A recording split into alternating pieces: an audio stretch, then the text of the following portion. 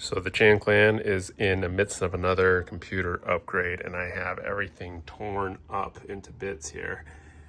Had to replace out our power supply because we just got this, and my last 1600 watt EVGA doesn't have the correct rails here to accommodate the new 5090. So I'm in the midst of putting in a Dark Power Pro 13, which features PCIe 5.1 compatibility, and what is important is that this has 2 rails for graphics cards. So this is a new addition, and out is the 4090, and I got the fan-cooled Suprim here. Sorry, I'm building some Legos in the background here, so it's a mess.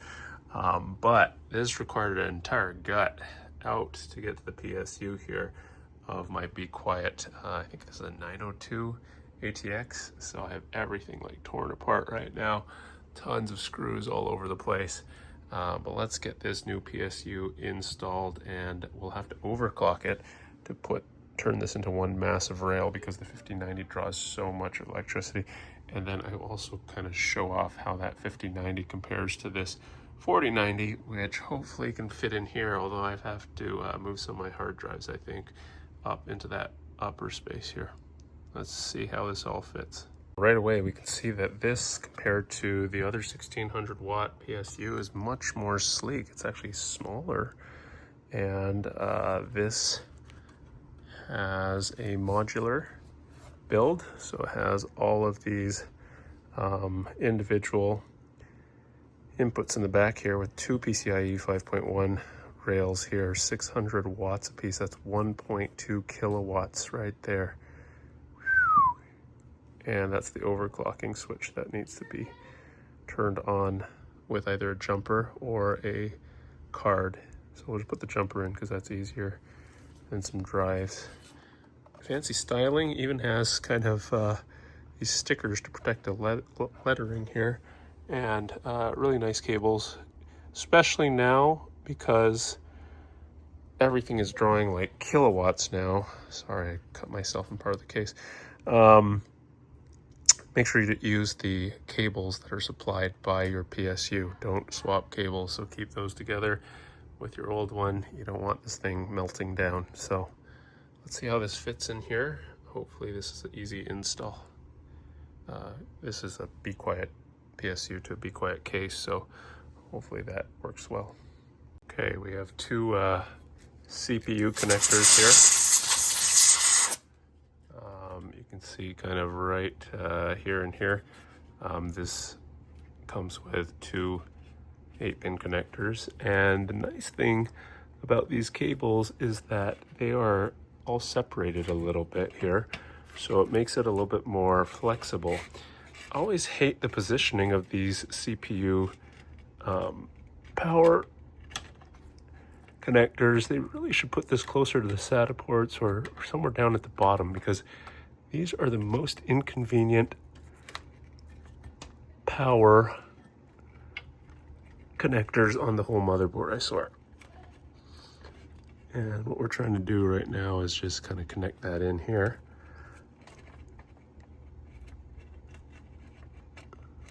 Make sure that this is going in the right direction. You know what? That's probably not going in the right direction. We're looking like this. There we go. There we go. And these cables will just have to kind of bend over, literally, down the chassis here and in the back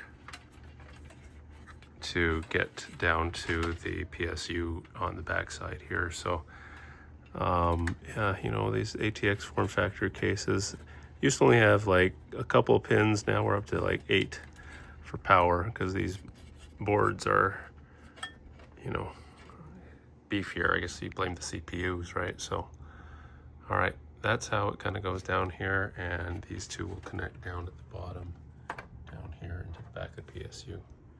So that's CPU. Here's the motherboard connector. We have actually 2 inputs over here, and this goes up the back into here. Big honking connector right there. So that runs in the back all along here. Do give you a bunch of zip ties to help organize some of these cables, but interesting how beQuiet has these kind of cables all as individual ones.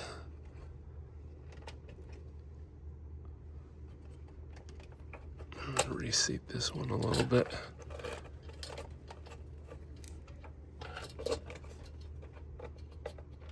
Bring that over. Make sure that clips in nice and firm. Again, some of these individual wires over there. Okay, I took the 5090 out of the box. It is giant. Just to show you how giant this card is, this thing will not even fit in the case without me moving some of my hard drives, just because this thing is gonna run into a couple of these hard drives here, so I'll probably have to bring them up into this space, but that's okay because that's where the prior water block was, the fan. So because I got a fan one here, then I can move some of these hard drives up a little bit here. So gotta go rearrange things.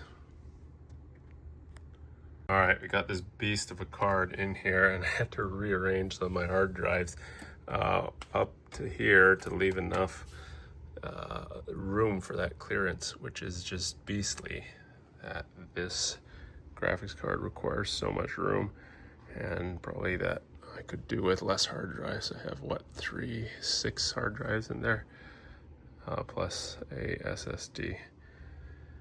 All right, so the graphics card does come with its own power adapter. And this power adapter, I probably use this one over the one that was given by the PSU, just because this one is the one that is kind of bundled or with the graphics card, and therefore if it does melt down, then it was the original one that was being used by this. Third-party cables may not be covered by warranty. That's kind of the latest issue. But when you are connecting the octopus, if you will, make sure each of these are independent power lines and not excuse me, and not split, as that may not have enough power. So that goes in there, the rest go in there. All right, I can't use the octopus because I don't even have 4 PCIe independent rails there, so I have to use the PSU's new connector here. So this part is very finicky. You just have to make sure that your pins are well seated into the graphics card here. This is where stuff melts down and catches fire. Make sure all your pins look good. They're nice and secure, and that is well seated. And this will have to kind of get pulled through and into the back of the PSU, which has 2 of these. Okay, everything is connected. Before I put all the shrouds on and everything, I'm gonna just see if this posts and doesn't melt down. And if that works, then that's good. One very important thing that I almost forgot, the overclock jumper. So this guy needs to be placed for any 5090, which basically makes this one big 12-volt rail. And keep that jumper in. There's a switch if you wanted to be able to toggle it, but since I'm not going to be toggling it, I don't need to jam up another port for that. So let's turn this on and see if it whirs to life. Okay, we got power. Suprim's lighting up. Haven't melted down yet.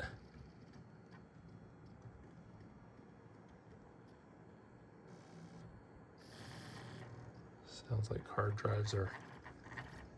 Oh, that's going to be annoying. I'm going to have to secure this hard drive down. Otherwise that's going to rattle.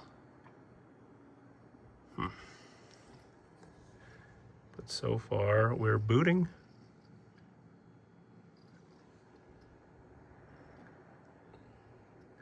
looks like we're go.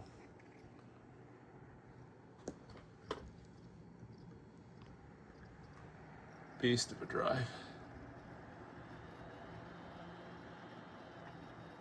I'm gonna have to work on that hard drive up here to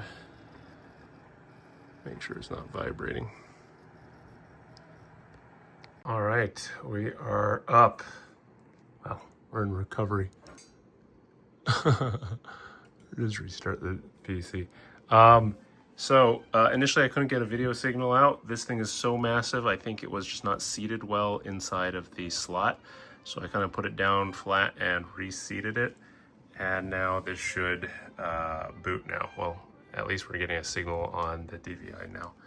So I gotta figure out how to get a 5 1/4 chassis to mount my last hard drive. I might just pull out one of the hard drives that I don't need and swap in the one that I do, just because we do have a lot of hard drives here. Then I'm gonna have to put this back together with the shroud and whatnot, but it looks like we're booting okay. SSD is the main drive. These are all storage for all the videos and photos that we have. So yeah, we're good. We're in business. All right, let me tidy this up, clean up this mess, and see how this runs, because that's what you guys care about, right? But beast, this is a beast of a card. This thing is almost a shoebox size and weighs almost like 9 pounds, I think. So this is a brick, truly fire brick. Okay, I have everything put back together again, and my case is looking a little bit more neat now. One funny thing is this little guy. This is a little, gosh, I think it's a support brace for how heavy this card is. So fortunately I have an ASRock Tai Chi series with metal brackets, and it's holding its weight pretty good. But with this being 9 pounds, there is this little pedestal that's adjustable. If you kind of turn this over to the right, you can actually bring this up and down a little bit. So it takes a little bit of configuration, and there's a magnetic base. Initially I was thinking the magnet side goes there, but I think the magnet side goes to your case. Problem is, this is plastic over here. So to really kind of get this, and you know, the saggy point is going to be over here, I kind of configure this just a tad to, yeah, I don't want it too, you know, moving your actual card up. So you're gonna have to kind of adjust that perfectly to your card and your case. And I was gonna put that just kind of right, so half of it was sitting on the metal chassis and the other half is just splinting that, offering some support. So instead of those weird bracket hangers in the past, which were a pain, we physically have a little support. It's like a beam, yeah, an adjustable beam, and that's just kind of on the shroud here, the plastic shroud. So making sure the connectors here are tight, that's the main thing to prevent it burning down, and that your angle here is not too kinked, putting traction on that and the pins come out and that melts down. So I think I have a pretty good install here, pretty quiet, just kind of the regular fan noise. And let's give it a whirl. Let's go try some Cyberpunk at full settings, see what happens.